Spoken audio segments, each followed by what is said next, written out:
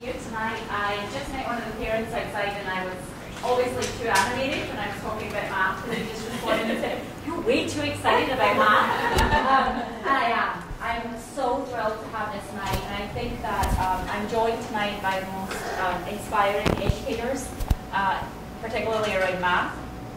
And we're going to take you through, Rachel, who I will introduce in a moment, is actually just giving me a little insight into tonight's going to be 84 pages in your PowerPoint. That's really frightening. I don't think they want to know that. But I say that because the dedication and enthusiasm is contagious within the educators in the room tonight. I can tell you that I believe there is now a really good place for the research in mathematics in elementary, education. And I think that it's very clear on how we should be teaching children math. How teachers actually implement it, that's the challenge. And that's what the challenge is all across the country in many schools that we see. I firmly believe at CWC we are in such a great place because we have Dr. Rachel Lambert, who has come on board. She's a parent here. She's also a very talented math educator who really is taking her staff through that missing piece of seeing how the research and the theory of how our kids learn best in mathematics and transferring it into the classroom. And so I'm just so thrilled for her to take you through that journey tonight, and enjoy. Thank you so much, Rachel. Thank you. All right, to start, you're probably wondering why I asked you to write these things about your experiences as a math learner and your hopes and dreams for your child's experience in math. These are the same exact questions I asked at the beginning of math night last year. Also, if I start telling any stories I told last time, you can just tell me to stop. My husband tells me to stop. When I start telling a story I already told, so you guys can tell me too. But I think that these questions about experience in mathematics are extremely important, and they're how we have to begin. Because math is a really funny subject. Math is the subject that people think, people think is the most cut and dried, black and white, math, you're wrong or you're right subject that there is, right? But yet it's the only subject in school that has its own anxiety, right? There's no social studies anxiety in the DSM, is there? No, there isn't. There isn't even a reading anxiety that's like a classical disorder in the way there's a math anxiety, and that's not because of our brains. That's because of what we're put through in school to learn mathematics, which is a really outdated, old-fashioned way of teaching mathematics that we're moving beyond. Slowly and surely, parents, teachers, kids, this is what we're talking about today. But I also want to ground us in these feelings. There's people talking about, like, look at the emotions up there. Like, love, afraid. What you're hoping for is explore, fearless. You want to have a fearless math learner. I once did, in my dissertation work, there was a 7th grade kid who wrote that he was fearless in mathematics. That's what we want, right? A fearless child. I totally agree. Kids who can solve problems, kids who know how to attack problems. And for many of us, the kind of math education we had is not what we want for our kids. Because for many of us, and I'm included in that, the way I was taught math ended up closing out opportunities for me instead of expanding my opportunities. So let's start. Oh, yeah. I'm going to do like crazy moves to switch it. I'll do like dance moves. All right. Today we're going to start with boring Common Core. Briefly, I'm going to make sure you guys understand a little bit of what the Common Core is and what it means for mathematics education and why it matters for our school. We're going to talk about our curriculum. It's a very unique way that we're teaching here. We're combining a bunch of curriculum together. We're not just picking one. We're not using a textbook. We're using like the best of a variety of approaches, and so I want to spend a little time to show you where those come from. Then we're going to look like what that looks like in K. We're going to do some CGI problems with Miss Lev, or Miss Love, as my child calls her. Still does, and we're a month into the school year. And then what does it look like in 3rd grade with Miss Roberts, who actually teaches my other child. And you can see how awesome the math work is there. No bias or anything.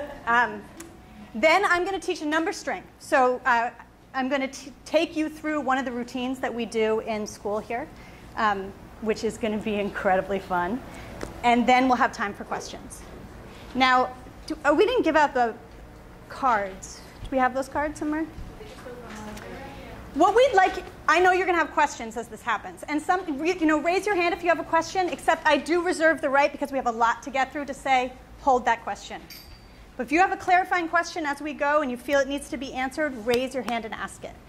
However, if you have other questions that you would like to ask at the end of the night, I would love if you could write them on an index cards and get them to Allison wherever she may be. There she is.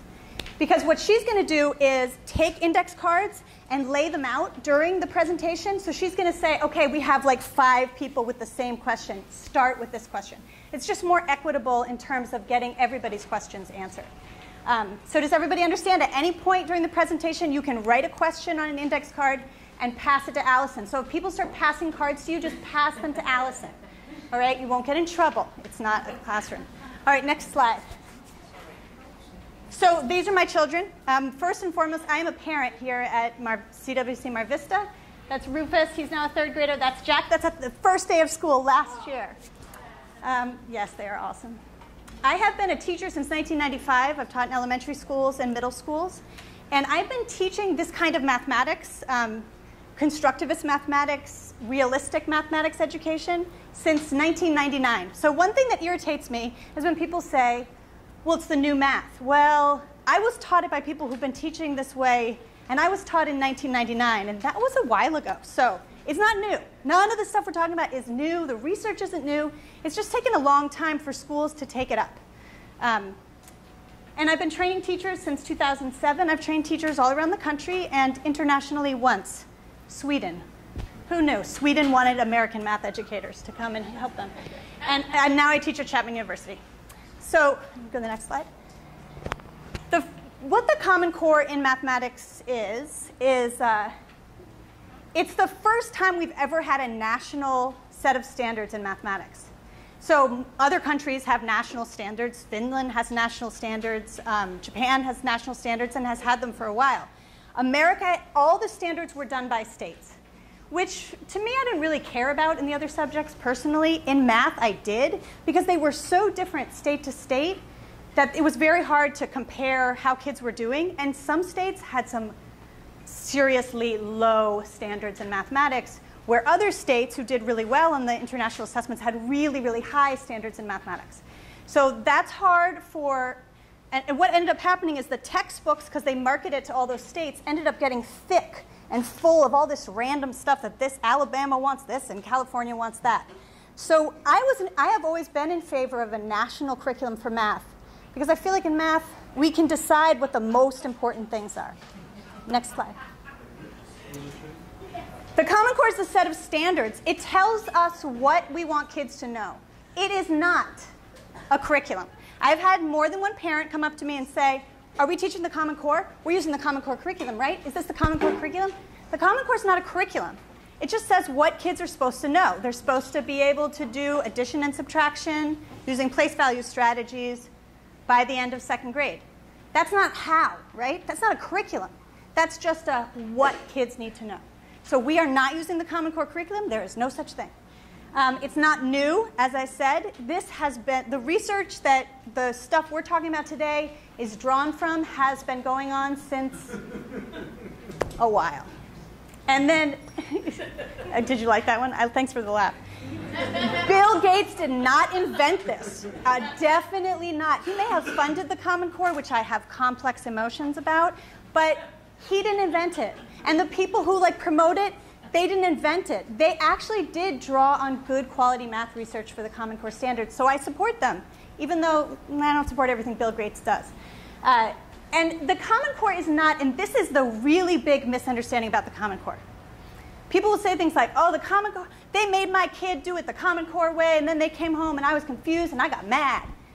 Right, that's because that's a major misconception about what the Common Core is trying to get teachers to do. So the Common Core does not mandate how kids are going to solve problems. Kids should not be taught new complicated ways that they must use that you do not understand. So next slide. Here's a piece of homework that I found on stopcommoncore.com, which is, this is how to do tonight's homework, lesson 8. 40 minus 8 equals 32. First step 1, break up the 40 and make a 10. So break up 40 into 30 and a 10 and put this in one shape and put this in another shape. Really mathematical, that is. Then take 10 minus 8, that's 2. 30 plus 2 equals 32. 40 minus 8 equals 32. This is what it should look like, wrote the teacher. 40 minus 8, do it like this, do it like this, do it like this. That's how you get your answer at 32. Now, here at CWC, we'd be like, 40 minus 8. Kids can solve that so many different ways. It's, you know what? Like, this is a ridiculous way. This is a misunderstanding of what the Common Core standards are, because it says, use place value. So they're like, oh, let's take them make the 40, we'll break into 30 and 20, and then make them take the 8 away from the 10. If kids didn't invent that themselves, it's just a procedure, and it's confusing. So this is not what you're going to see. You have to do it this way, because it's really messed up. All right, next one. Then the last thing I want to say about what the Common Core is not, it's not the same as the tests. So the Common Core is a set of standards. It tells you what kids should know. What comes along with that, however, is standardized testing. And the standardized testing is shifting quite a bit in California. From a perspective of math educators, the California standards were like kind of in the middle to low in terms of quality, in my opinion, before the Common Core. So in our state, I think we really got a much better set of standards. And the tests in California, notoriously easy. Go to the next slide. Go to the next slide. It doesn't say whether this is going to be 3rd, 4th, or 5th grade, but here's an example of the expectations of the tests the kids are going to take. These new tests are going to start in 3rd grade. They're going to go all the way up. They are not going to be the kind of tests we took as kids. They are far more demanding. Yet, if you're tricky and you're a good mathematical thinker, it's a little bit easier than you think. You can solve this one, for example. Look, it's crazy. 4,086 times 7 equals 32,202. True or false? What we don't want is a kid to sit down and compute that.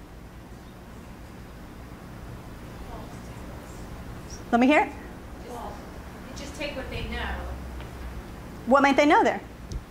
4 times 7. Yeah. They know that 4 times 7 is 28, and they can estimate how many times bigger that gets. They realize that this is way off. False. They don't have to compute. And you can solve every single one that way, except I couldn't figure out how to solve this one that way. I thought about it a lot today, but the rest of them, there is a trick. You do not have to fully compute them. But these are challenging. You agree with me, right? That is challenging. It's not old-fashioned. Go to the next one. This, I'm pretty sure, is a 3rd grade question for the Common Core. And notice, are there multiple choice? No, this is an input box. Kids need to write their answer in words. Here's the question. A rectangle is 6 feet long and has a perimeter of 20 feet. What is the width of this rectangle? Explain how you solve this problem. Talk to the person next to you about this problem. And not the oh God, come on.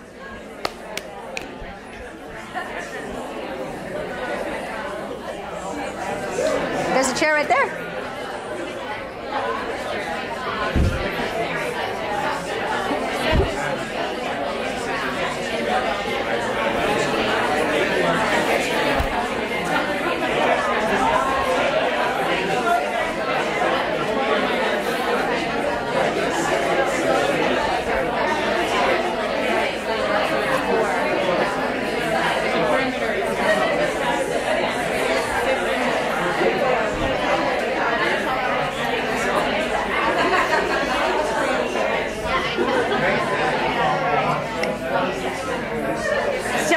Right. Do this one first. That was a pretty poor job, sorry.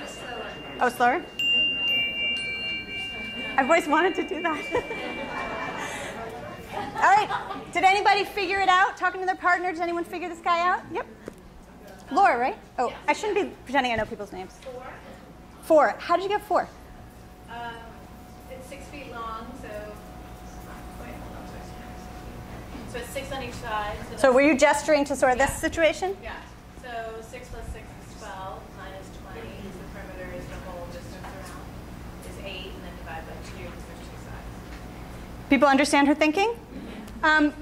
Does anybody know a kid who would look at that and see the word perimeter and probably try to just figure out the perimeter with the numbers that they see hanging there? This is what kids who've had a lot of like word problems, they don't connect to real mathematics, who don't really think about the meaning making behind a problem, they're going to look at that. Well, I know what a lot of kids will do who've had traditional math. It's 26.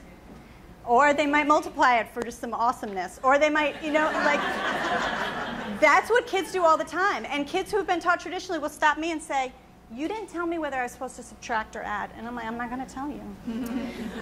Because they're expecting it to be like simple. They're not expecting to make meaning from this. However, I know that third graders in our school can solve this. I do. They can solve it. It seems a little scary to you guys, but I do know that they can solve it. But we're not going to get kids to that place if we teach them sort of old-fashioned methods. All right, go to the next one. This one, I think, is 5th grade. Nice, right? Throw in the third. All right, go on to the next one. That was just a little taste for you. So what the Common Core does is the coolest thing about the Common Core is that it asks kids to solve problems the way mathematicians do.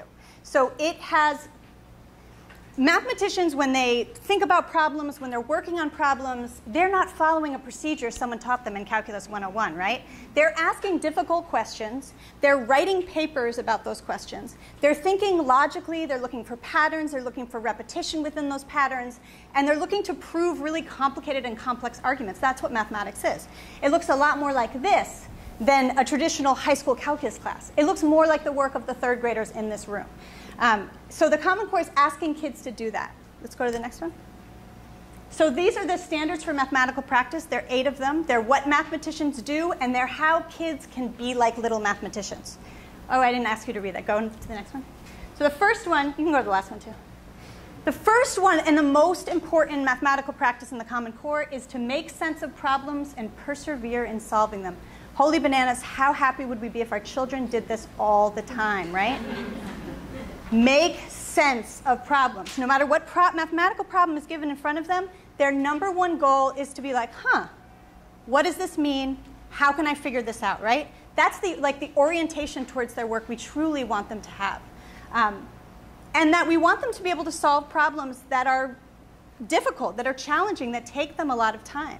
When we give kids math instruction that's a lot of little problems, guess what kids learn how to do? Give up if they can't solve it in 2 seconds. I think one study found that kids who were in traditional math classes gave up on problems after 4 seconds if they couldn't solve them, because they assumed that they weren't going to be able to figure them out. The second thing is reasoning abstractly. So what we're asking kids to do is reason, think, listen to the arguments of others, and critique them. And these two are very closely related, but they have to do with how much time there is for writing and talking and discussion of strategy in our mathematics classrooms. All right. So that's the first thing. The mathematical practices are innovative. They are cool. They're my favorite part of the Common Core. They're asking kids to solve difficult problems. But what are the actual content focus in the curriculum? What the Common Core in math did is it put us more in line with other countries who are being successful in math. And basically, what that meant is that we threw out some of the extra stuff in elementary school, and we have a greater focus on numbers. So there's less geometry, there's less algebra, and there's less measurement. Those things are still important, and your kids are still going to learn those. But there's a greater focus on really understanding number. Really, really a solid foundation in number. So for K-2, the focus is addition, subtraction, and developing number sense and place value. Then the third grade focus is multiplication and division, and there's some fractions thrown in. That's a technical term. And then 4 and 5 is very intensely focused on fractions, decimals, and percents. 4 and 5 is where it gets much more intense than the previous standards were. They're asked to do, say, division of fractions, which kids weren't asked to do before in 5th grade. So some of it has gotten compressed, and there are more serious expectations for what kids understand about number, but we're doing less extra stuff. We get to focus on that. So, and this is a really important takeaway point. So focus all your mental energy.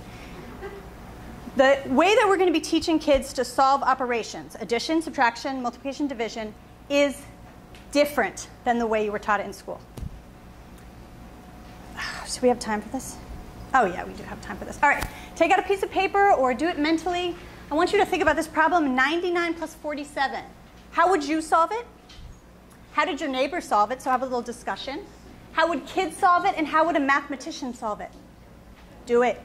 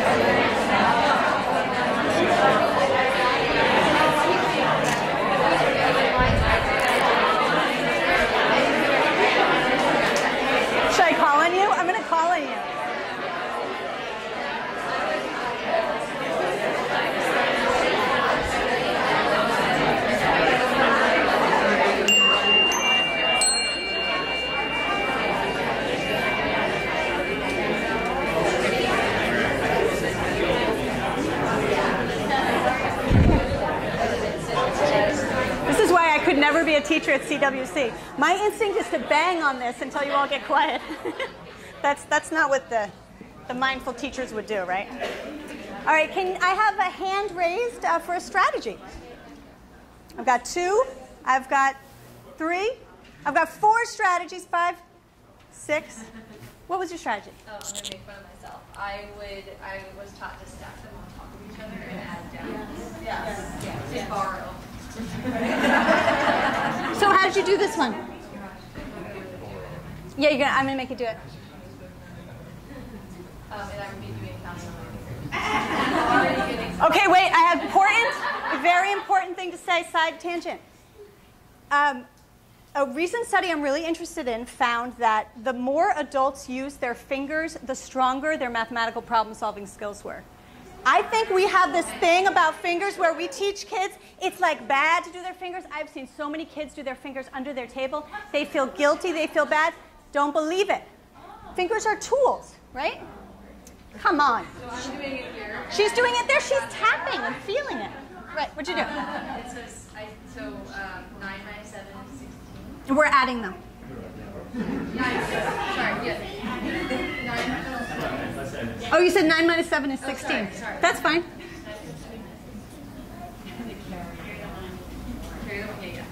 And then I would add 9, 10, 11, 12, 13, so 146. So with nice counting on strategy, did you guys see that? Oh, nice.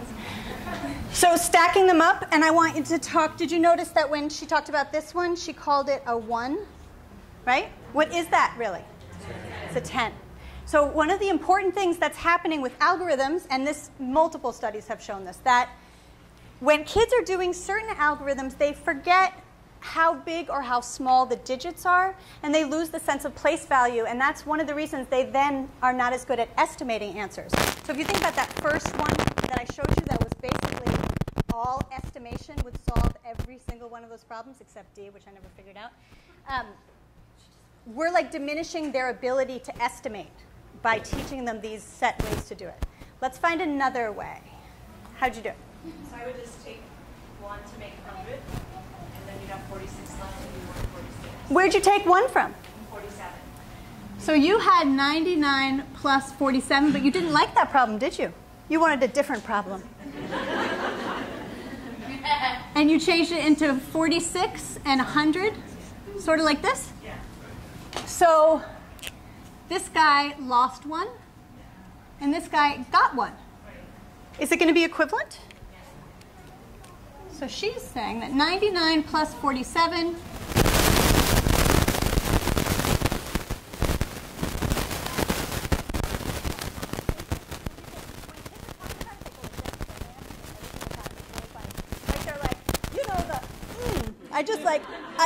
this, which means that they took 1 from the 100 bucket and put it in the other bucket. Or they took 1 from the 47 bucket and put it in their 100 bucket.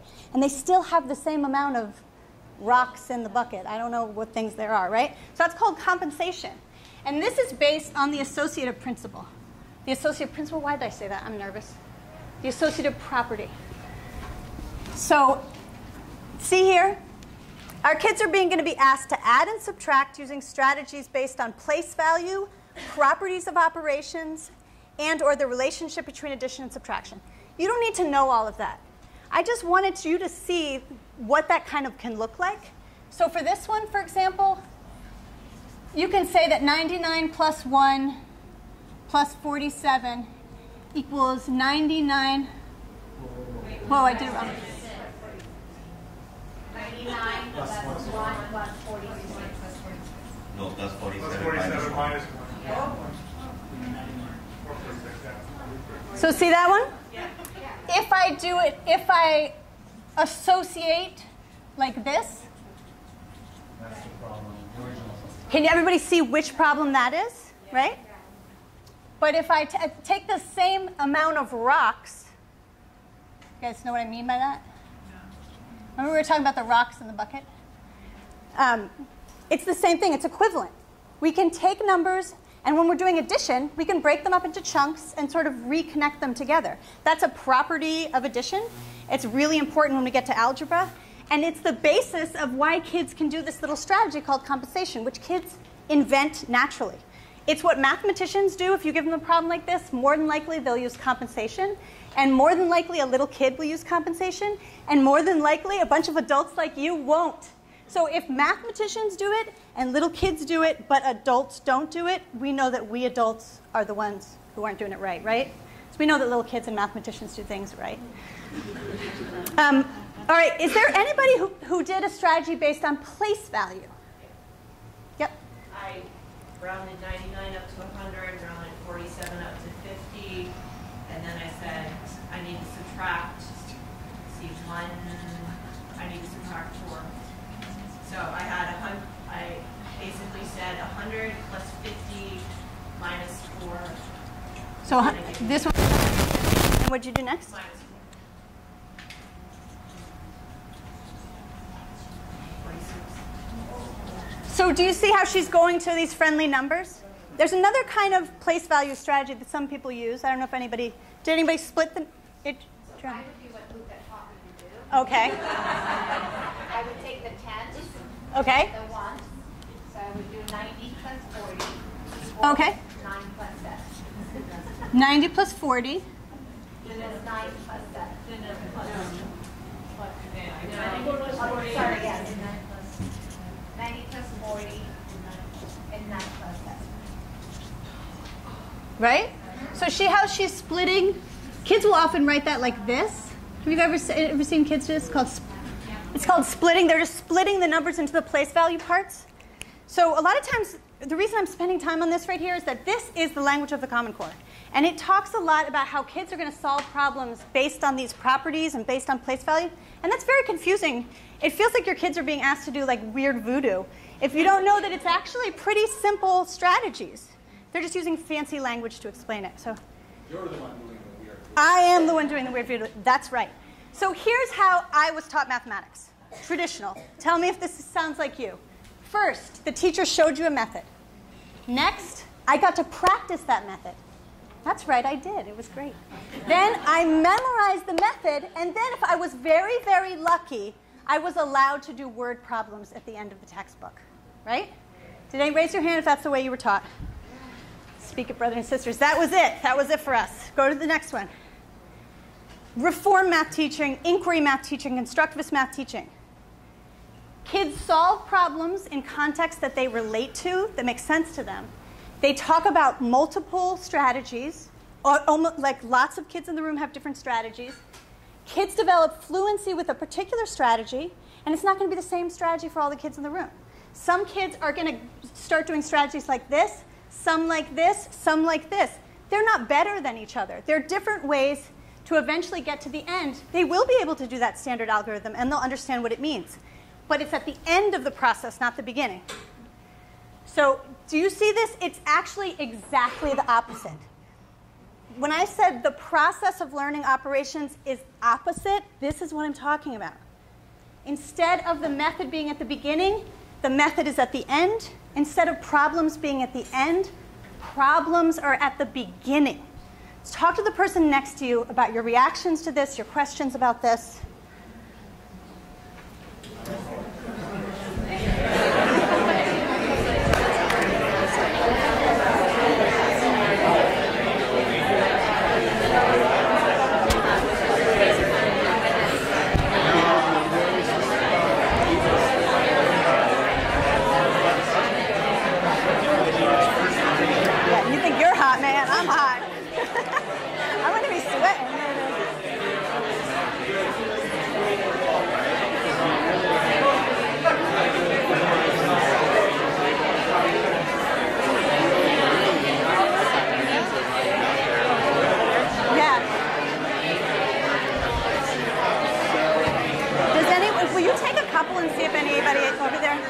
we take a couple and see if other people need them?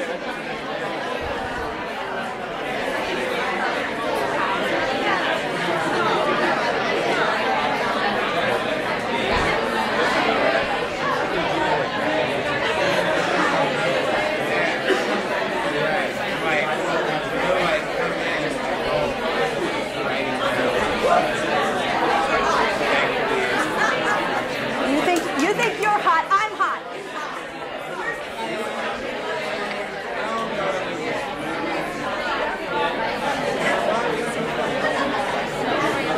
Throughout, whenever they want to.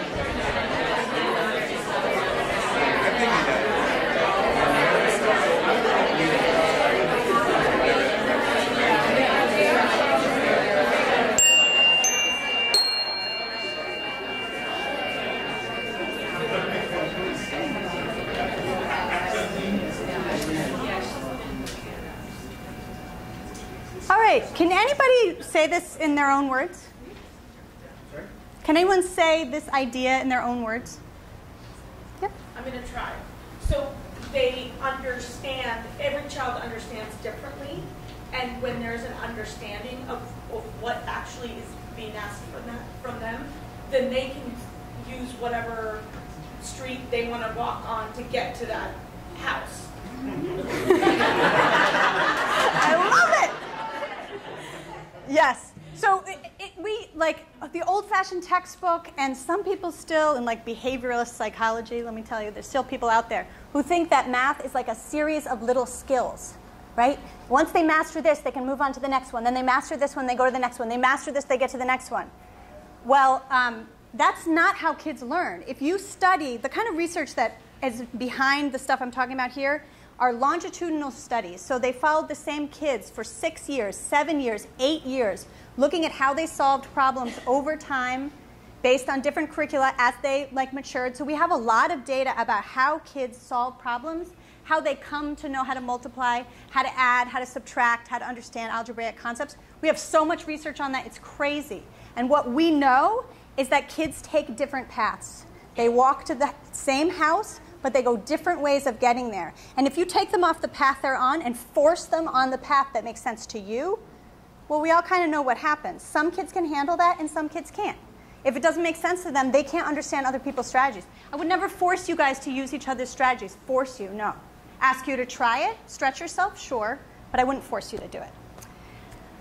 All right, so this I know is confusing, but what I put it in your handout because I think it's important. This is me trying to simplify at least one aspect of the Common Core for you.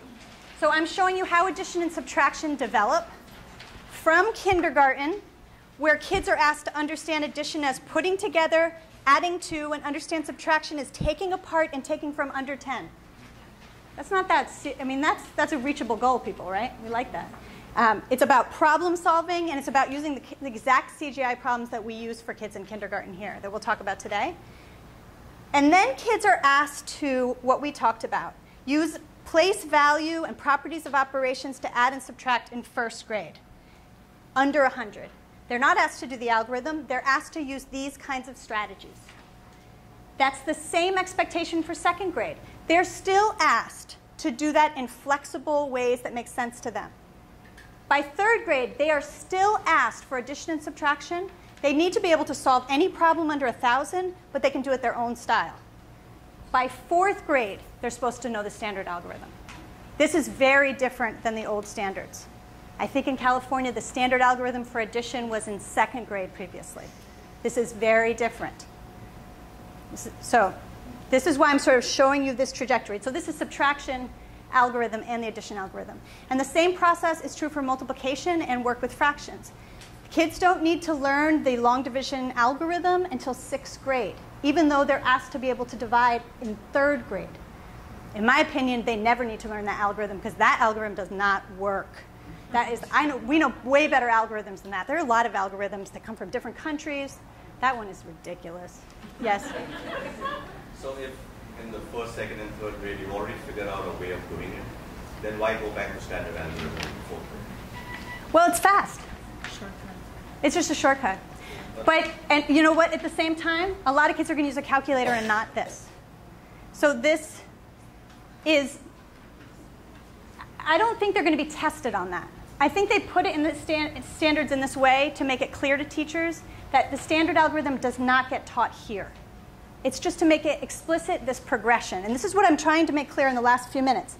How kids learn operations is completely different, and it ends up in that standard algorithm. So that the kids in our school are going to learn to do the standard algorithms.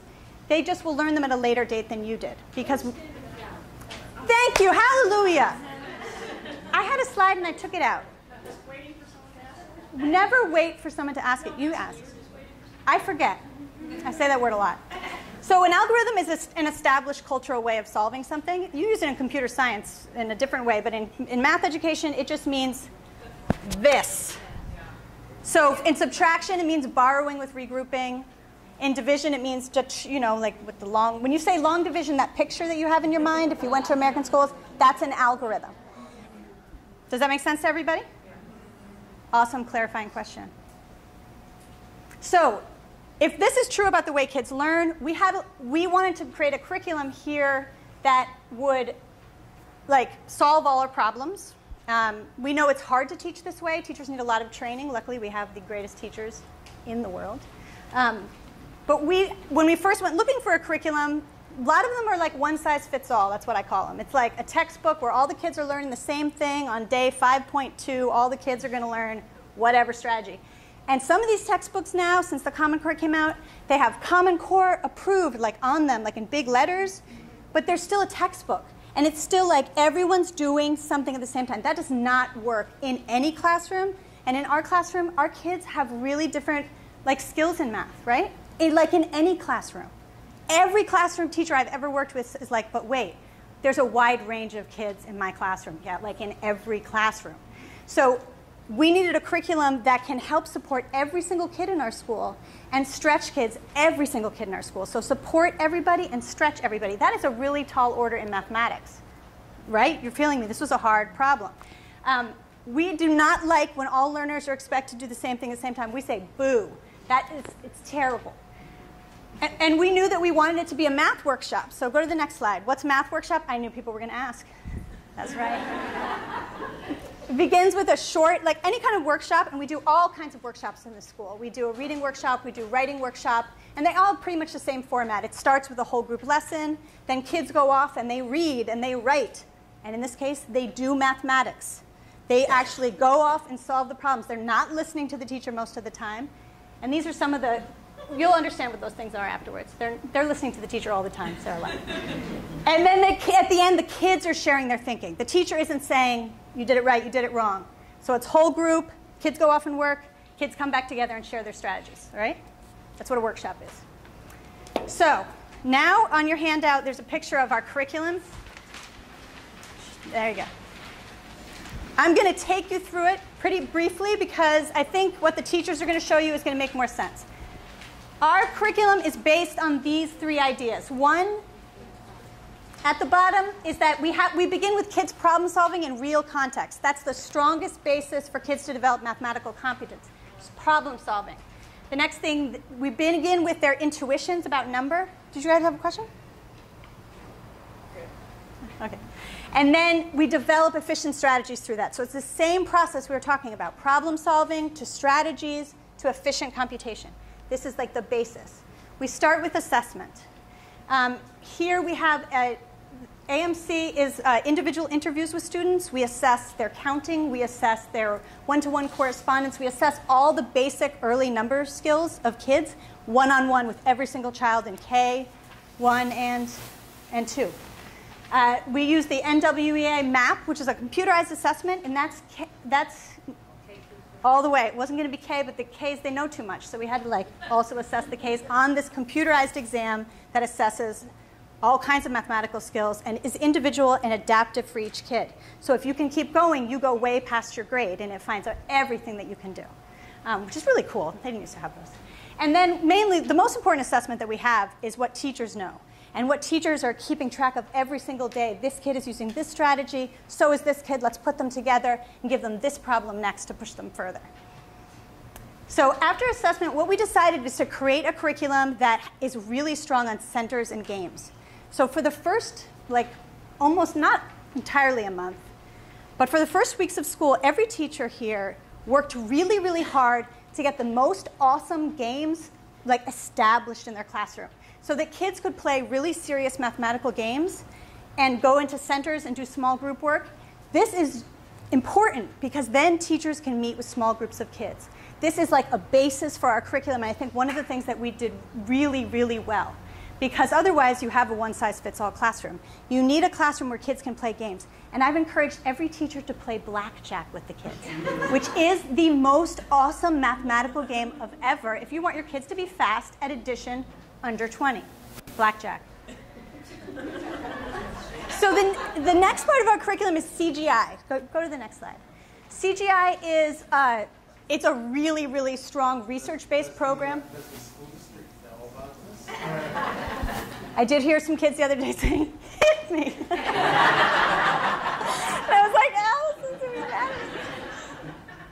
Allison, so CGI is kind of like the core of our curriculum, the core of it. CGI is called Cognitively Guided Instruction. And it's all that stuff. If you were at Math Night last year, that's what Alan was presenting, as he's an expert in CGI. It's all those kinds of longitudinal research projects I talked about where they look at how kids develop problem solving over time.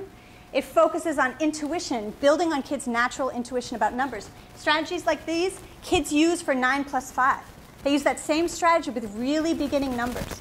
And it's not a curriculum. It's teacher crafted. CGI has never published a curriculum. They believe that teachers need to be highly trained, and then a highly trained teacher develops curriculum that exactly matches where her students are, or his students. All right, go to the next one. What I mean by this is that there's whole group problem solving, and then there's small group problem solving. So what the teachers also do is do small group CGI work, and that's another way that they differentiate instruction. Context for learning investigations. All right, go to this one. Developed through a collaboration with Math in the City in New York City and the Freudenthal Institute in the Netherlands.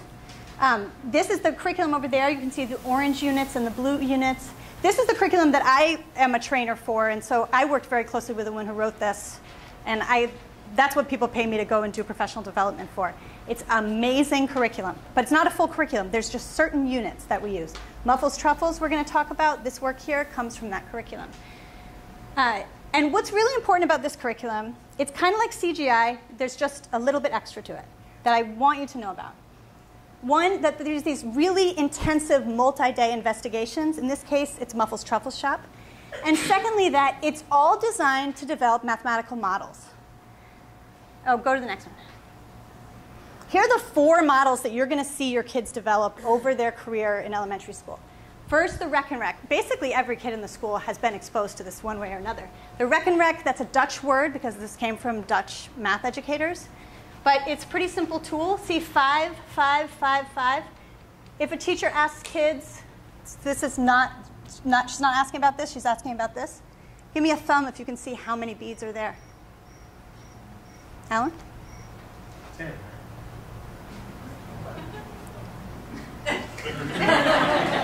The first strategy is counting 1 by 1. It's a great strategy. Well, it's hard to see. He said 5 and 5, right? 5 and 5. 12. Once you know that that's 5, do you see how quick and intuitive and visual that is? Yeah? So kids will do work where they'll figure out other ways to make 5, make 12. They can make 12 this way. It's also really visual. And we do quick images with this tool, and it is amazing in developing an internal visual model of counting. If you're at home and your kids say, well, I just thought about the bunk beds, you're talking about this tool. If they're at home and they say, well, I just thought about the double-decker bus and how many kids were on the top row and the bottom row, they're actually thinking about this tool. Because we set every single one of these models up in a context. What if they say Rec and Rec? Send them to watch their watch. I love the word Rec and Rec. Some people call it a math rack. That's boring. Rec and Rec, Rec and Rec. An open number line is a tool that we use for addition and subtraction. You can see some of these strategies here. An open array is a really flexible tool we use for multiplication, and you're going to see more about that in Muffles Truffles. And the ratio table, it is amazing. Glory, I love the ratio table. Here, this kid is figuring out 1 pound is $1.25. Then 4 pounds are $5, then 24 pounds must be $30. This is the 3rd grade. This is the kind of work kids can accomplish with a ratio table. We could have a whole separate math night. That's too hard. I can't, these are all very complex, and the way kids use them is amazing. Can you go to the next one? No, we don't have time to do this. Oh no, I'm so sad. So just briefly to teach you the theory behind these units. In this unit, it's called Measuring for the Art Show. The kids will do it at the end of first grade and then do a variation of it at the beginning of second grade. The kids measure using those tiny cubes, and they create these long measuring sticks. We take that measuring stick and I put it up at the board. And then there's a strip here, and I'm asking them what measurements they got, and I'm putting all these numbers here. What I'm doing is developing their internal relationship, the internal sense of what a number line is. There's a lot of evidence that the stronger a person's internal linear representation of number in their mind, the stronger their mathematical skills are. And we found that we can dramatically improve that by doing work on this kind of number line. Go to the next one. You guys go one further. Go one further. Are you guys ready? Yeah. Do you see how comfortable I feel with you guys? Do you see this photograph? So here you can see me doing a number string. I asked for 16 plus 10. 16, a jump of 10 gets to 26. 10 plus 6. I got a different strategy, but I'm aligning it perfectly with this number line up here. I then asked them 30 plus 18. They're making jumps. 43 plus 20. 43 plus 10 got them to 53, plus another 10 is 63. You're going to see a lot of these open number lines from your kids. And what they're a tool that we teach them. We carefully craft their understanding to make sure that this is not like a weird procedure. They understand the space that they're jumping as they move. And then when you want to add another dimension, it's a breeze. Yeah. So Turk is a curriculum we used quite a bit last year. And this year we're using it for geometry, measurement, and statistics. So that's an example of it's very visual, very hands-on. And Dreambox. The last thing I want to talk about is Dreambox. So Dreambox is new to our school. It's an adaptive software program. And the cool thing about it is the best designed math program out there. Basically, I hate every other math program that is in existence. That's like a large being sold to schools. Most of them are terrible. They're just like traditional math with like cute images. But that's not what this one is. And it's designed to develop the same models and strategies because it was the consultant behind it is that same woman who designed the curriculum we're using. So there's rec and recs in it, which a lot of kids are going to be like, what? But our kids know what a rec and rec is, and so that's awesome. It has open number lines, jumps of 10. And it has, here's an example of arrays. The kids are asked to cover, this is what an array is called. And flip to the next one, you can see me doing it. So I took one of the arrays, and my job is to cover up the space to figure out how to multiply those numbers together. All right? So I have to say one more thing before Ms. Lev is on. The Dreambox, for now, we're going to use Dreambox in the school. So they're going to do it in those centers that we talked about. So kids will be playing games at certain parts, have turn on Dreambox. And Dreambox is adaptive, so like our assessment, kids can go as far as they can go, or they can really work on where they need to work. So it's a really useful tool for us to make sure that every single kid in the school is getting the support they need, but also getting stretched where they need to get stretched. All right, you want to come and start? And remember, right now is a good time to start to write down a question and to pass it to Allison. Is Dreambox a computer program? It's a computer program. Okay. And on your thing, you can see a link that you can go play the games. Do you have to pay for it? It's like $60. It's expensive to buy, but we have it for the kids in school. Got it. But you should try the games. It's fun. Rachel, are the third graders taking standardized tests this year? Yes, I think so. Smarter balance test? I believe so. Okay, so hi everybody. So I'm going to talk a little bit about kindergarten and how CGI works not only in kindergarten but across grade level. I wanted to start with something that happened just today that I think really exemplifies CGI, cognitively guided instruction in the classroom. I think you'll get a good picture of it. So the last week we've been doing a lot of work with story problems. Just adding, just as the standard was saying, getting comfortable, what is adding, what is subtracting. We've only done addition. And yesterday we started with, I just put up a subtraction problem. I didn't say anything about it. I didn't say it was a subtraction problem. I just, put it up there. And we did a little work with it, but it was the end of the day and they weren't really with me. So this morning I put it up again. This was a real problem, and we adjusted. But I said, my son Zach got 5 pumpkins at a pumpkin patch. And he had to give 3 to my other son, Chaplin. So how many did he get left with? And that was a problem. Again, something they could connect with. It's almost Halloween, and these are our story problems. They're coming from their lives, from our classroom lives. And again, I just asked them, how would I solve this problem? Now, prior to this, we've been doing a lot of work on representing number on paper or with materials. So they had that background. And I just asked them, what strategies should I use? And I had, use your fingers, again, not shamefully. I'm going to take 3 down. I had draw 5 pumpkins and X, did I say 2 minus 2? 3. Oh, sorry. So let's say I think I said 2. And cross 2 out. They said this to me. I did not directly teach this. They said, draw 5 pumpkins and erase 2. So there was lots of ideas already going on. So that was my kind of introduction. We did a story problem all together. And then I had a very similar story problem in a math journal that looks like this. All their story problems are in here. And I did what Rachel was explaining. We had 3 groups. I had 2 groups working on subtraction games that supported this skill. The other group was with me doing a story problem that was the same number set. It was 5 minus 2, but a different context. And they worked on it, we rotated centers, and then in the middle of math workshop, a student comes up to me, and she says, Miss Lab, I figured something out. I counted the numbers backwards. And I said, what do you mean? And she said, I went like this, 5, 4, 3, 2. I didn't tell her to count backwards. And that is like why I became a teacher. It's like that moment when the child comes up with it on her own, has constructed that learning, and then what you'll see, our math conquerors at the end, Nadia's strategy. Do you know what she did? Tell us. Oh, I counted backwards. Did anyone else try that strategy? 1 person. Maybe tomorrow you could try it, right? I'm not telling them count backwards, but that to me is sort of like a picture of CGI, how it works. So every morning we come in and we do, sorry, I'm going to use notes. We have a warm-up, we do activities, we do our attendance, we do looking at counting the days of schools, getting their brains math-oriented. And then we'll do like a quick mini lesson.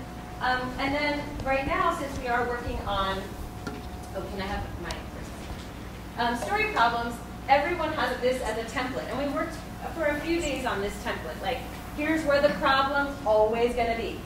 Here's where you show your strategy, always. Here's where you put your answer. And so they're used to this format, right? And next slide. And so the children are working on all different kinds of problem-solving strategies with different number sets. So there's 3 kind of key components in a CGI approach.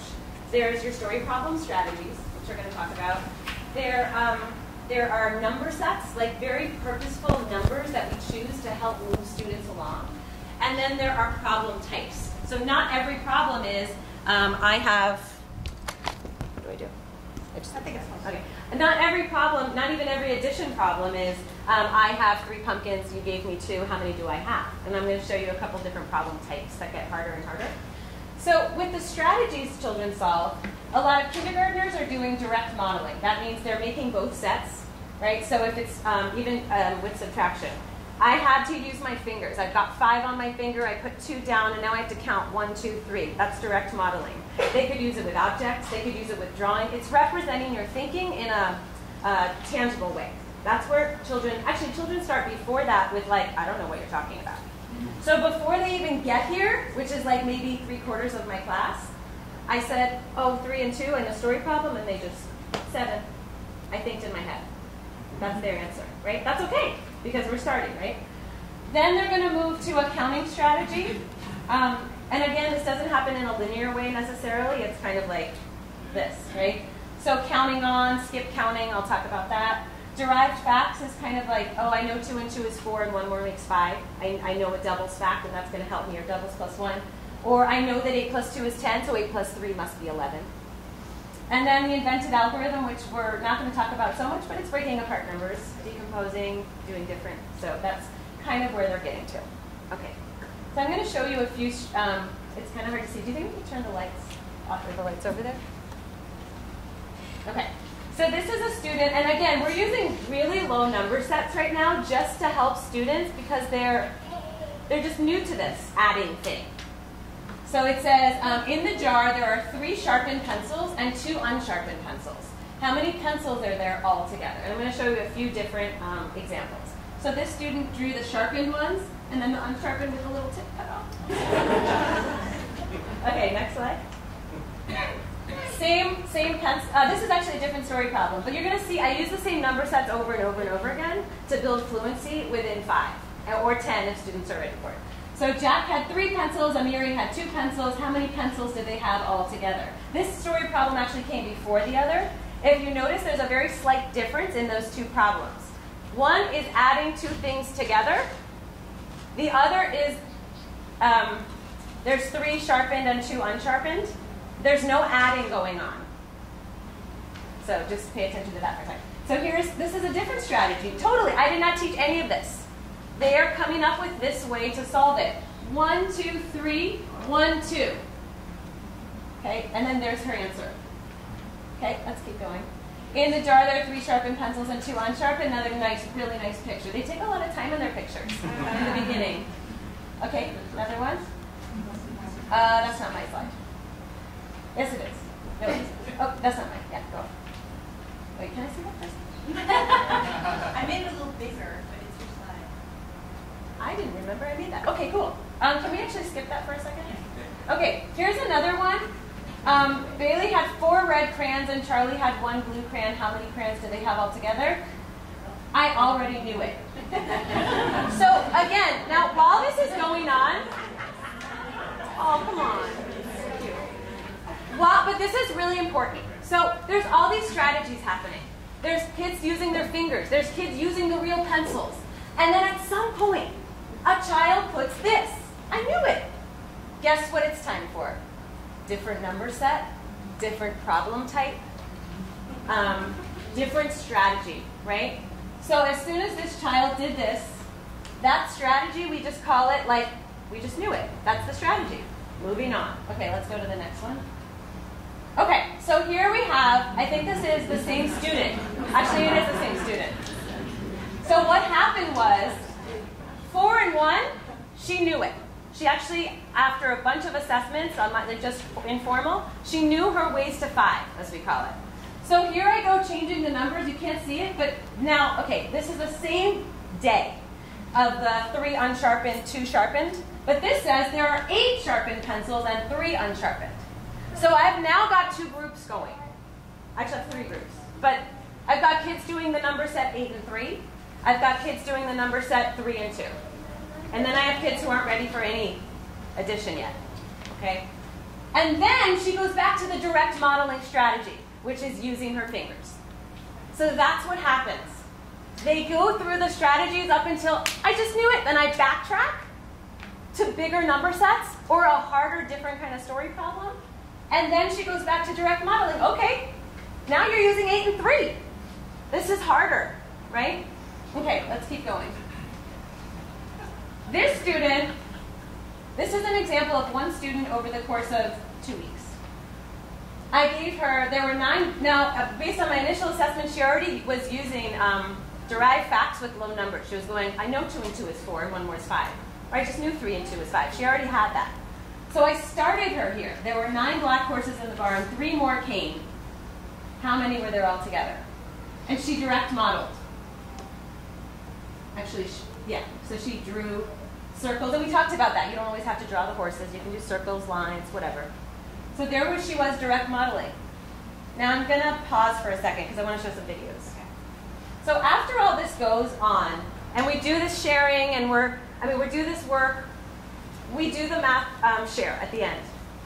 And the point of this, as you saw from my first story, is for children to really own those strategies, to find their voice, to explain them, and then for other students to hear that and go, oh, I can try that tomorrow. But they don't even know they're realizing it. And then as teachers, we're going, oh, maybe tomorrow you try Nadia's strategy. Or the next day you go, before the lesson. Remember Nadia's strategy yesterday when she counted? It's really, really purposeful what we're doing. Okay, so here's some videos of the math. Just, can we do all 4 in a row? Oh, yeah. can't see? Sorry. Maybe Where's the volume on this thing? It's not really- It's all the way up. No, there's a I think it's right there. We have to do it in the dark. This is the kind of challenge. Is it Oh, you can turn the light back on if you want. Yeah, this is going to be the third grade student. right now? I think it looks better if you turn it off.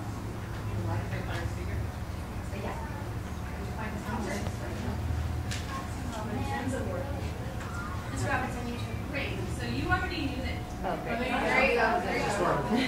I stood up. I think it's closer to the mic. Yeah. 2 plus 2 is 4. All right.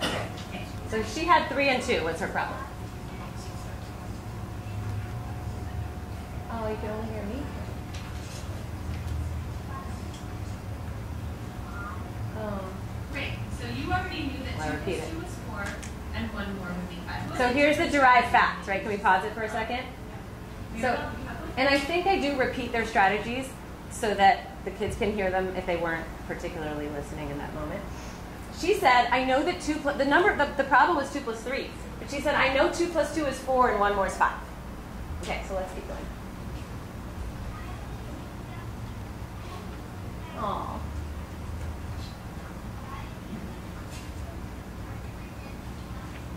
She said she knew it because she did it before at her old school. So we have, Again, drawing on kids' backgrounds. Who knows what they're doing at home with big, older siblings? Yeah. got it.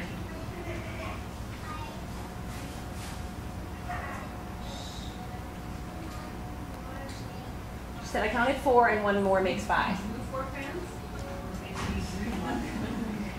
Okay. And all these strategies within a number set of 2 and 3, or 4 and 1.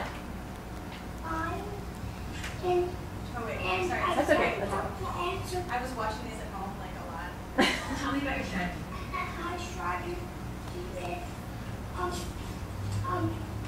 I counted in my mind, and I found out the answer was 5. Great. That's another strategy they want to show me.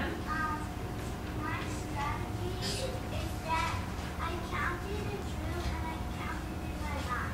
Can you show me how you counted?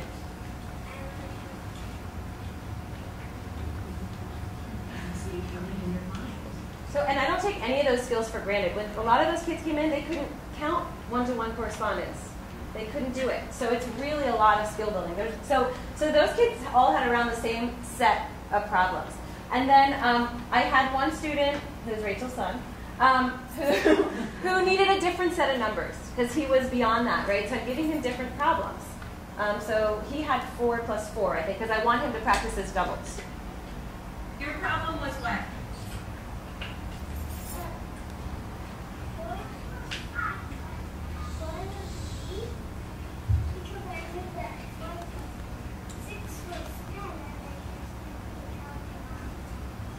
Well, hold on.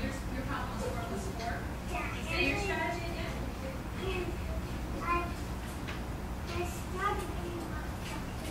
Show us how you counted on.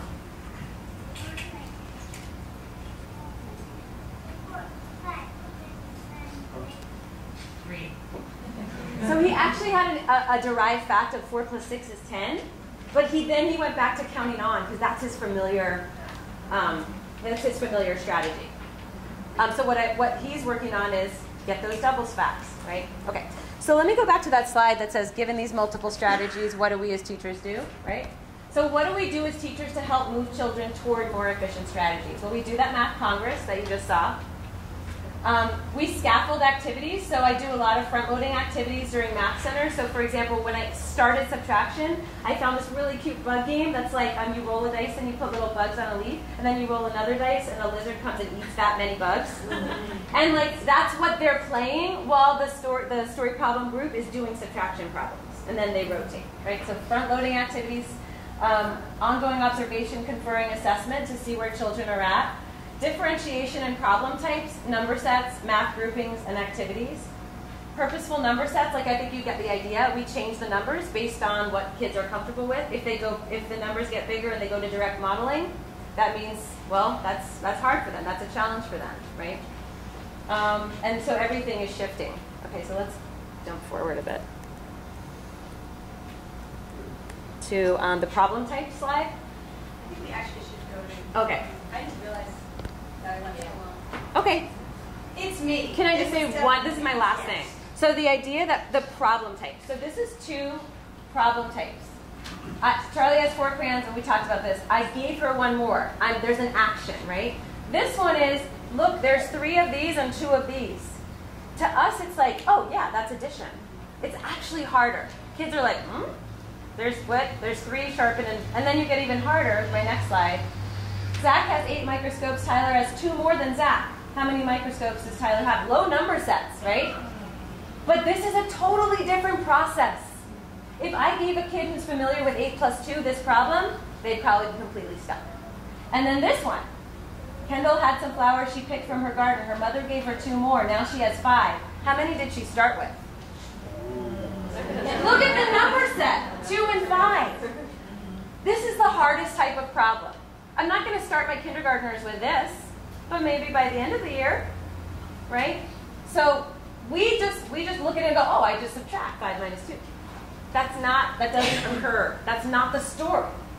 Okay, and I think, so yeah, so we're combining all those 3 elements to really challenge students' thinking, and we've already seen like a really, really big change just in the last 6 weeks. Okay, thanks.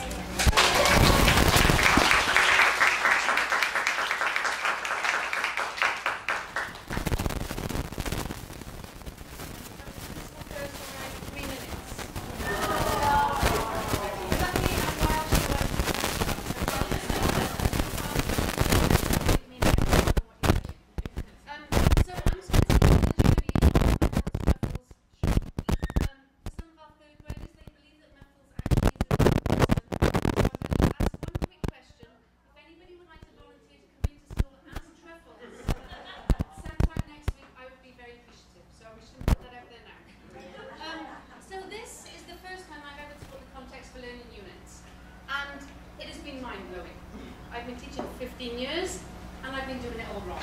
I really have. I've never been able to display math work. I've never been able to celebrate math work in the way that we are now doing it here at CWC. So this is Muffles Truffles Shop. And it begins, it's based on the opener, oops, too fast. It begins at, what we're doing is we're developing the open array, which Rachel talked about a little bit earlier. We're looking at number strings, investigations, and counter rounds. And some of the investigations are about dimensions, cost, and boxes. So let me set you the context. So last week I sat down with the students and I told them this story. Muffles has a small truffle shop. He makes truffles and packages them in boxes of 10. When he first opened the shop, he only had a few customers, his family. His truffles were so delicious and delectable that soon his customers couldn't stop eating them. They also couldn't stop talking about the most delicious truffles in the world. And the story goes on. And before Muffles knew it, he had so many customers he could hardly keep up with the demand for truffles. Long lines of people waited outside his door. Sometimes the line snaked around the corner. Sometimes there were so many customers that Muffles ran out of truffles. What sad faces, what disappointment. So the story continues. Muffles hired an assistant called Patricia, who will package up the truffles. Here's the context. But Patricio is new to the business and he needs our help.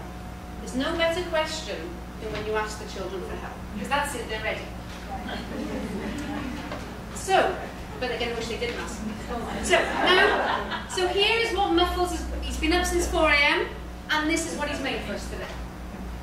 Looking at that, it looks a little bit challenging. We have all the different flavours, numbers in the hundreds, numbers in the tens. So the questions that we then pose to the children. Can you help Patricio find out how many boxes will he need? Will there be any leftovers? How many assortment boxes would there be? And if Muffles sells his fancy truffles for $1 each, then each box costs $10. So how much money will he collect if he sells them all? Now can you imagine just how much I've just put onto the children? and they look back at me and they're ready to go. I have never seen children who keep telling me, why can't we have maths first thing in the morning? Honestly, in 15 years of teaching, they are so excited for maths. So, you know, I'm more excited if you can't tell. I'm almost as excited as Rachel, which is very hard to do. So we get to math, and we did one unit before called the Big Dinner, where we dealt with turkeys and ratio tables, and that was amazing. And I saw what I see is not children learning, I see a learning journey. I see how their journey takes them from where they start to where they finish in a 2-week block, which is amazing. So they were set this problem. Next slide, please. So the big ideas that we're looking at, and I'm not going to be telling them these things, but we're looking at unitizing, so they're counted by equal groups. The distributive property, knowing that factors can be broken up and distributed to make partial products. Commutative property, swapping the order but getting the same result. Place value patterns, 4 by 10 is the same as 4 by 4 by 4. And the associative property, 4 times 5 arrays are the same as 2 by 5 arrays put together. Next slide, please. Strategies. So strategies that we hope they're going to use. I'm not going to tell them to use, but maybe they'll think of these. Repeated addition, skip counting, using 10 times, doubling and halving, and using partial products. So then we come over here. You'll see them up here, but these are our strategy posters. First time I've ever used these before. But all of the children are put into pairs, and they're set off with the problem. I don't give them anything. I don't tell them what to do. I don't suggest what they should use, other than a big piece of paper. And off they go, and then for the next 30 minutes, it's just amazing to stand by and watch. As I walk around the room, there are wow moments, there are light bulbs being turned on, and the way that the children collaborate and discuss their thinking, you would think they're 6th or 7th graders. It is amazing. And you'll see from some of the posters that each pair will think about different ways of showing their thinking. So that's what we're asking them to do now is, can you represent to me how you solve the problem? So this first pair, they counted by 10s. They decided that if they drew enough boxes to fill, they would be able to work out what's left over. How we got it? How we got it is we counted by 10s to the closest 10 of that number. For example, we count to 185, but because it wasn't a 10, it had to be a 10 in the truffle box, so that was what was left over. So that's how they did it. Next slide, please. Then you see a slightly different way of counting in 10s. They drew their little boxes here, so we had 21 boxes, 8 left over. So each little box is representing a 10. And you can see here, strategy, we figured out how many 10s there are, for example, 102, and then we knew how many 10s, and then we knew how many were left over. Next slide, please. So using 2 by 5 arrays. When we started, we talked about the truffle box, and I just asked them what they could see. So they all shouted to me 10, and I said, how do you know it's 10? So we talked about how they saw it, because it's amazing. Just one little box was seen so many different ways by the children. Some of them saw it in 2s, some of it in 5s, some of it saw it 2s in columns. And you can see all the different ways. And then some children started to say, well, I saw there was 2 rows, so I times it by the columns. And that was where we started from. And that was just one little box. That's how many ways we see it. So these children took what they knew about that, and they started to use the arrays to represent the 10s. Next slide, please. Sorry, I'm going fast. Here's another strategy poster. So lots of detail here, and I've just highlighted just 2 areas. So this team, they saw the pattern straight away. We're not going to get bogged down with drawing boxes. We're just going to write it out and tell them twice. We figured out that if you counted the digits in a number and subtracted the last digit, that's what's left. And that's how many 10s. Miss Roberts, you're so silly, because that's all you've got to do. I'm not going to say that was Rachel's son, but it was Rachel's son. And then at the bottom, not everybody will get to all of the questions, but I think the last question was asking how many boxes they would need for the assorted truffles. So they got down here, and they managed to add all of the extras, and they represented it at the bottom. Next slide, please. So then, and this is something else that was new to me as well. With all of these strategy posters then, we then display them in the classroom, and the next day we do a gallery walk, which I thought was very fancy. The children thought it was even more fancy. Because not only on our gallery walk do we look at the wonderful mathematical artwork, we get to comment on our friends' mathematical artwork. So we get to say, that was a great method, or you got the answer wrong. Or, I didn't think of that method. Can you show me? Or, I love that method. There were pictures. I have to say there were some smiley face pictures. This is just amazing. But these were some of the others that I chose. So, and they're challenging each other. Why did you choose this method? I like them put your tens and hundreds. Is this skip counting? Do you think this method is the quickest way to do it? Please can you show me how to do it? And I love this method. So we have all of this on their work, where they're looking at different strategies. And from that, we move to the Math Congress. And this is when I get to sit down and have a rest. Whereas normally I'd be, right everybody, this is how we do it. I take a big step back, first time in 15 years, and I let the children facilitate the learning. And that is the big wow moment. Because the strategies that these children come up with, they then address the class and teach the strategy. The impact of children teaching other children is a million times greater than anything I could do. Because that's what they remember. Because they break it down into steps that children understand. And I would think of it as this high level. This is the procedure that we have to go through. The journey they take to get the answer has such a big impact on these children that what you learn in the 2.5, 3-week block, it really is mind-blowing, in all honesty. Because the journey of what they learn day by day, it just grows and it grows. And that's why they're shouting at me, why do we only get math runs today? Which I can't imagine happens anywhere else. So we do the Math Congress. Again, we're very fancy because now we do math gallery walks, we do a congress, and then, next slide, the teacher's role. So as I've talked about, it's a very different model to the traditional ways of teaching. During the Context for Learning unit, my role is to facilitate, encourage and support the children's thinking. It is not for me to tell them how to think and how to solve the problem. And I have to enable the children to independently move towards more efficient models. So when they draw out 21 boxes, or they draw an array of 21 times 6, I guide them to a more efficient method, or the other children help guide each other. And it's my job to support each child's learning journey and know when to guide, but also when to step back and promote greater resilience. I always use with my children, if you've been resilient today, which is the perseverance piece when you come and go. If you will keep trying because you want to get the answer, that is far more powerful than me telling you to go back and sit down and you can't go to recess until you've finished. And I think that will be my last slide. Thank you.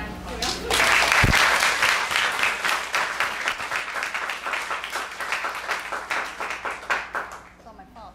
Say it, go, say it back. You know, I looked at this and I was going to make a slide that was like, what's your role in this? Parents, how can you support your children? And I was looking at what Ms. Roberts, don't get rid of it. Oh, sorry. And all I did was change it to say your role, because I was like, she really summed it up, I think, what I would tell parents, which is pretty similar. Like, your job is not to tell them your way of doing it. And I think that that's pretty clear from today. But it's a very sophisticated sort of teacher role to step back. It's hard to step back and to ask the right question at the right time. I typically ask things like, how did you get there? Can you show me how you did it? It's not that fancy, you know, the kind of questions I ask my own children. If they're stuck, I give them manipulatives. If they really can't do it, I tell them to tell their teacher they really couldn't do it.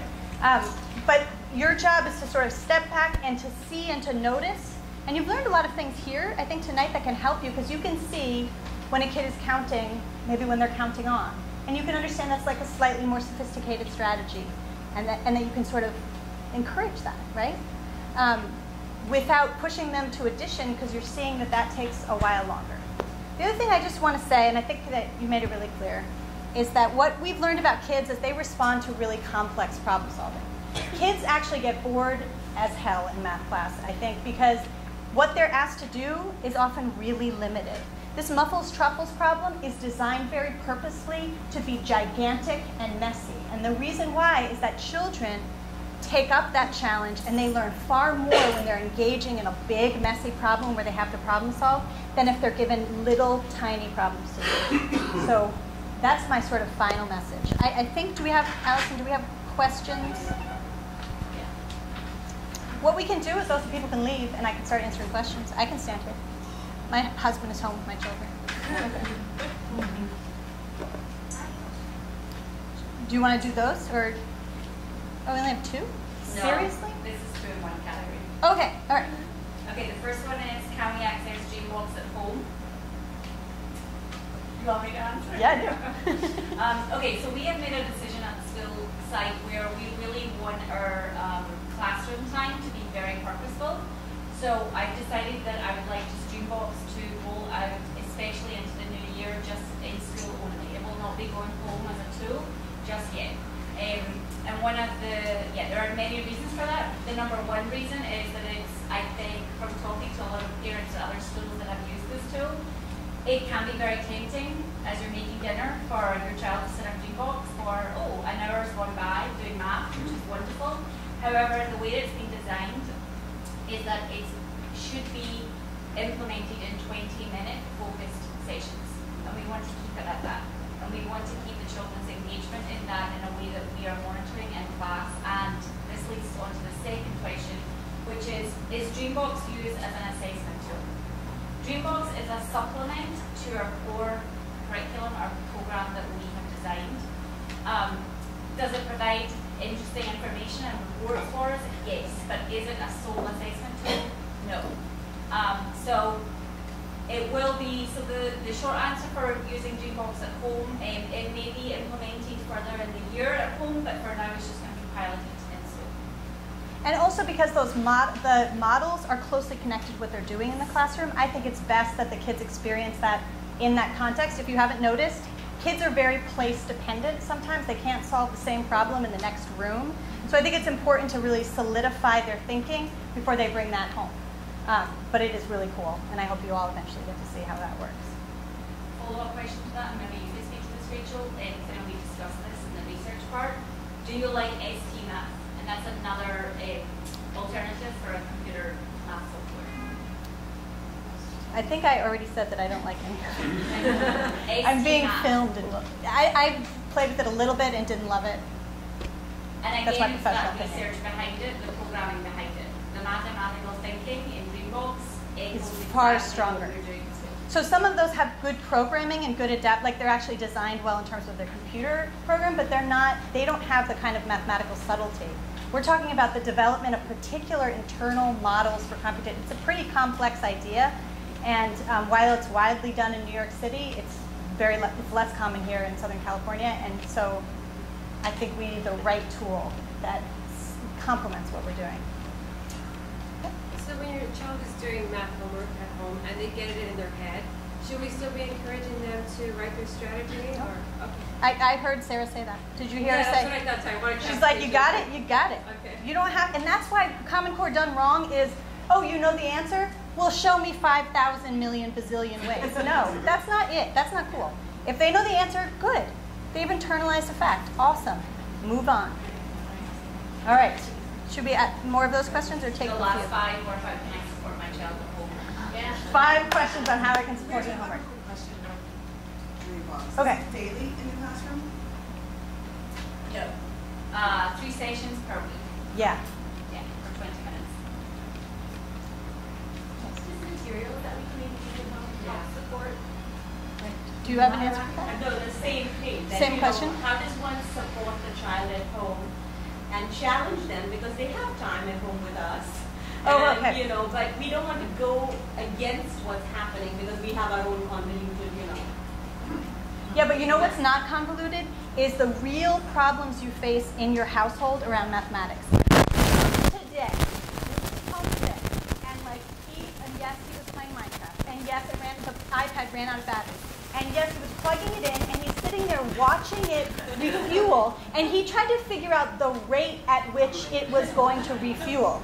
And if I had pushed too hard, he would have stopped, because he's a kid. He's not going to do a complicated math problem. I was like, man, I just do not know when it's going to have energy. Oh, that's confusing. And he's like, oh, Mom, I could figure that out. See how I tricked him? And then he tried to figure out how long it would take, which is a very complex ratio problem. And he didn't get the answer right, but he tried. So those things that you're doing in your house, you can really contribute. Because what we're saying is math develops through problem solving in realistic contexts. You have more access to that than we do. You are the #1 person that can give kids real mathematical context that matter. Yep. I just want to add one thing, which is that I think sports is a really big one. I think my son learned to multiply by watching football. Was in first grade when he learned. So this idea, we really talk about this idea that like younger kids can't multiply and divide. It's just not true. My 2.5-year-old saw 4 pumpkins, too little and too big. I mean, that's math. Like, just, it's everywhere. If you look for it in your house, you can find it. Yep. When they are doing homework or other math type things and they start to get frustrated. That's a great question. So we began with emotion. We're returning to it in terms of homework. I believe that when you think about when it becomes a tense situation with a child doing math, I think the research really supports a parent backing away from that situation because kids internalize those kinds of intense relationships around mathematics. When I interview kids in 7th grade, they will talk to multiple children, talk to me, almost crying, about situations they had doing homework with their mothers. And I really felt that. Like, it's not, we have to support them, and we're talking about all this great stuff about math. Sometimes math really frustrates our kids. And I don't think it's important enough to push children to the breaking point. Because I know the teachers in the school are unbelievable math teachers. So you could be at another school where you might feel like, if I don't help my kid, are they going to learn? That's not true here. I absolutely feel that as a parent. So I'm giving you permission to back off in those situations. Throw manipulatives at them. Say, oh, here's some cubes. I wonder if cubes can help you. One more thing, and I know your hands are up. What Sarah said about direct modeling is really important. So if a kid is struggling to solve any problem, if they can represent it in pictures or represent it in cubes, they can basically solve anything. So that's the first thing I would try before you reach frustration if a kid is frustrated. Are you supposed to like encourage them to do that part, or if they're like 8 plus 6 is, 15, I'm done, and you're like, All right, what do we do, teachers, if they say 8 plus 6 is 15? I'm done. What do you want the parents to do in that situation? If they get a wrong answer, you mean? well, if they, I would leave it on the homework so I can see it, so they made the mistake and I can work with them and talk to them about it. It doesn't help, and I know when you help your kid. I'm sorry, but it's like I see them every day doing math. So they magically learn how to do that. If they come in and they can do something that they couldn't do in school, so I would just leave it. Leave the wrong answer. I'd much rather see that than fixed by a parent. Because you know what we do? Yes. Exactly. Just try. Exactly. As teachers, we also know not to push at those moments because we actually know. And what we do, what I think is, I didn't design that problem good enough for that kid, or I need to change what they get tomorrow.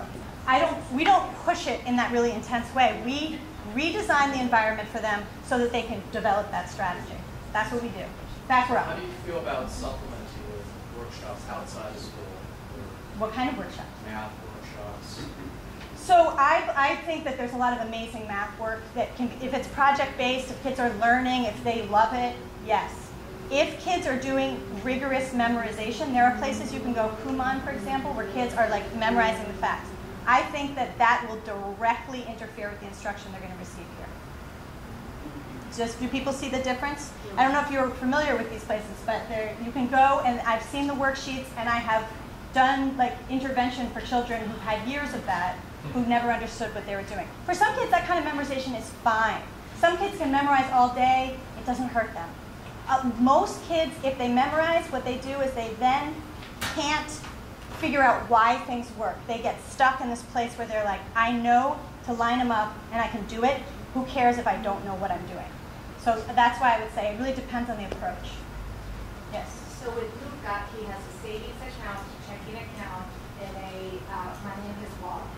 So the other day he said, Mom, we're doing the collection for money, whatever. He says, Mom, I think I'm going to take my wallet. I'm going to donate some money. How much do you think I should donate?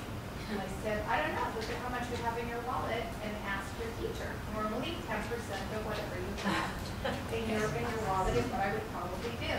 I think he came and talked to you, and I think he donated $50 out of, I think, $80 that he had in his wallet. But that's his money. He spends it however he wants to. We also, we give them money for the books they read on a weekly basis. Lucas saves it, Matt spends it. How many books do I need to read because I want to buy something that's $14?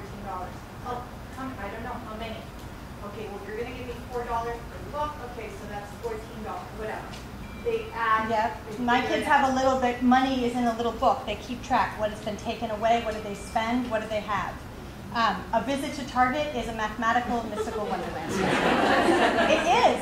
And really, you have to understand that those are some of the things, moments that they're gonna never forget. They're never gonna forget them. They're so important to them. Right? So money is super, super important for this. Yeah, when did you, I'm just curious, like, what's your context for like how they get their money or like what their... Well, I think that parents should begin teaching kids about money definitely in kindergarten, absolutely. Because you're going to actually be able to teach money in a much more relevant way, and that can be they count what you have in your pocketbook. I'm not going to tell you to give your kids money, because my kids don't get an allowance. I don't know why. Why do I do that? So it's really important that I think money is something parents can contribute a huge amount to. And when you talk to them about ways you, like, for example, figure out tips, you are teaching them about percentages. And if you can't figure out tips, our next math night will be strategies and tips. And I'm not joking, because if you can't figure out a tip. All right, people are about to get up. I want to say something before we do. I'm going to have a, you know how excited you are that I'm about to announce a math reading group. You know you're excited. Who's excited about the math reading group? I think it should involve wine. I will put this up on, this book is amazing. It's called What's Math Got to Do With It by Joe Bowler. It is an amazing look at mathematics. It focuses on like real world problem solving, how to get girls more interested in mathematics, the kinds of mistakes we're making in math instruction, high stakes assessment. And it is also a book that is so widely available, you can get a used copy for $3, and I promise you it is an amazing read. So, who is the other? Joe Bowler. Last question. Close us out. No, just about the book. You are going to buy it online and go through CWC website. Yeah. See, that's a man who understands money, right? All right. I think we're done here, people.